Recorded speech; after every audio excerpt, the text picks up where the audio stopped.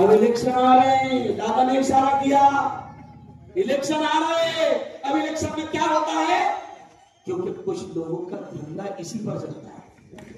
नहीं, उनकी तफरी, किसी की तफरी रहती, किसी का टपरा रहता, किसी की फैक्ट्री रहती।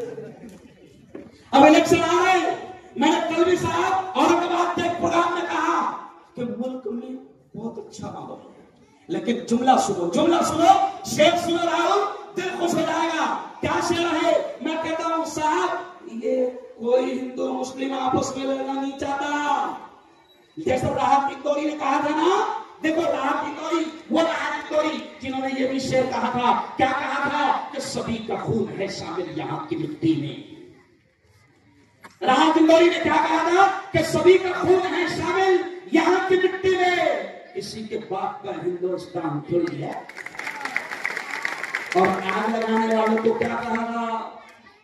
आग लगाने वालों से राहत इंदौरी ने कहा था कि सुनो वालों, सुनो शैतानों, सुनो आग लगाने वालों, सुनो नफरतें फैलाने वालों। राहत इंदौरी ने उनसे कहा था कि लगेगी आग तो आएंगे घर कई सदमे, लगेगी आग तो आएंगे घर कई सदमे। यहां पे सिर्फ हमारा मकान थोड़ी है बेटा। आग लगेगी तो आज मैं तो कल, तू तो परसों के अलावा, आग लगेगी तो तू भी जाएगा। तो अब मैं कहता हूं कि साहब मुल्क में सब खैरियत है। राहत इंदौरी ने डाला एक से एक, और क्या कहा था? सरहदों पर, देखो देखो बड़ा मजा आएगा। क्या कहा था राहत इंदौरी ने?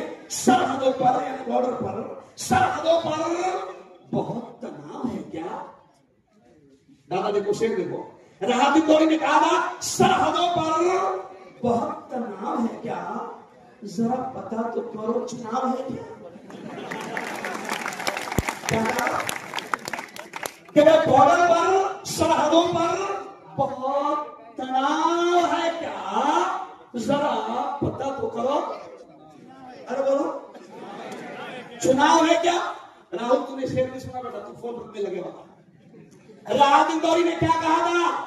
राहत इंदौरी ने शेर कहा था कि सरहदों पर यानी बॉर्डर पर, सरहदों पर बहुत तनाव है क्या? जरा पता तो करो चुनाव है क्या? तो मुल्क में नफरतों के फैलाने वाले असल जिम्मेदार मैं खुद क्या करूं? मैं खुद भी देता हूं सर, मैं खुद भी देता हूं, लेकिन अच्छे बुरे दोनों रहते हैं। तो मैं अक्सर ये कहता हूं, पूरे मुल्क में, पूरे देश में घूम घूम कर ये कहता हूं कि सियासत को लहू पीने की लत है। जुमले पर ध्यान देना। सियासत क्या राजनीति, क्या कहता हूं कि सियासत को लहू पीने की लत है, नहीं तो मुल्क में सब खैरियत है। हाँ, समझ लेना श्रृंखला वालों, क्या अगर कोई नफरतें फैला रहा है तो याद रखना कि उसका मंशा क्या है। अपने श्रृंखले में कभी नफरतें फैलने नहीं देना। और सुनो, जहरीले सांप हर जगह होते हैं, लेकिन अच्छी बात यह है कि सांप कम ही होते हैं। देखो एक बात ध्यान रखो। अच्छा, इतना बड़ा मजमा बता, सुनो, इतने पूरे मुद्दे में नाग ने किसको डसा? हाथ उड़ा, देखो देखो, सुनो, किसको डसा? क्या नहीं? अच्छा, इतने मुद्दे में बताओ, कोबरा ने किसको डसा? नहीं। तुम बोलेगे मुफ्ती साहब कोबरा डसता तो तुम्हारा बयान सुनने जुड़ जाते। तो पता चला रहा कि जहरीले सांप कम है, कोबरा कम है। अब हमको पहचानना होगा। जैसे मिसाल के तौर पर अभी देखिए, ये सामने हमजा मसाला ड्राई फ्रूट है। अभी अब मिसाल सुनो, मिसाल सुनो, हिंदू मुसलमान सबको पैगाम दे रहा हूं। अगर हमजा मसाला में अगर कोई सांप घुस गया कोई सांप, तो सब क्या करेंगे? अरे बोलो ना। अच्छा, कोई देखेंगे कि हमजा मसाला है? नहीं, सबकी तमन्ना क्या होगी? सांप घुस गया। अब कोई क्या करेगा? पुंगाने लगेगा, टंडोले है ना। कोई क्या करेगा?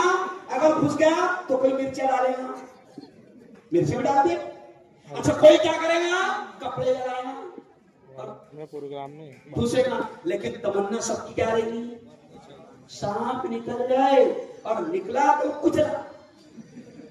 अब सांप हर जगह है, लेकिन हमको जब वो सांप घुस जाए तो हमारी कोशिश ये होना चाहिए, इलेक्शन आएगा, इलेक्शन में नफरतें फैलाने वाले, शहरीले बोलने वाले बहुत आएंगे, लेकिन आपको उनको पहचानना होगा।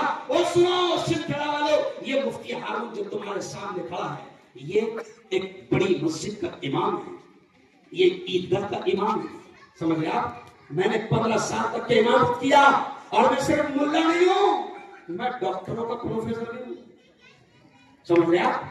मैं ये मेरे दो बेटे हैं, वॉइस ऑफ मीडिया की टीम आई हुई है, अभी पूरी की पूरी टीम ने रेस्ट हाउस पर आकर, सुनो सिलसिला वालों, तुम्हारे मौलाना का सत्कार करने के लिए, तुम्हारे सारे पत्रकार आज एक मौलाना का सत्कार करने के लिए वहां पर आए, जोरदार voice of media, voice of media जो भारत के पत्रकारों की सबसे बड़ी संगठन है, और सिर्फ भारत नहीं, दुनिया के 56 देशों में इसका नेटवर्क है। दादा, मैं मुल्ला होने के बावजूद, मैं मुस्लिम धर्मगुरु होने के बावजूद, आज पत्रकारों की संगठन का उर्दू डिपार्टमेंट का पूरे मुल्क का अध्यक्ष हूं मैं। अभी देखो, राहुल ने ब्लू शॉल लगाया, मैंने कबूल किया। राहुल ने डॉक्टर भीमराव साहेब अंबेडकर का पुतला और उनकी मूर्ति, जो भी मानो, वो मेरे हाथ में दिया। मैंने कहा, राहुल, देश तो भीमराव साहब अंबेडकर के संविधान से ही संविधान जुड़ा है, तो हम ये जो बोल रहे ना, ये भी संविधान की देन है। ये जो तुम बैठे ना बेटा, ये भी संविधान की देन है, नहीं तो सीधा डब्बे आते तुम बोलेगे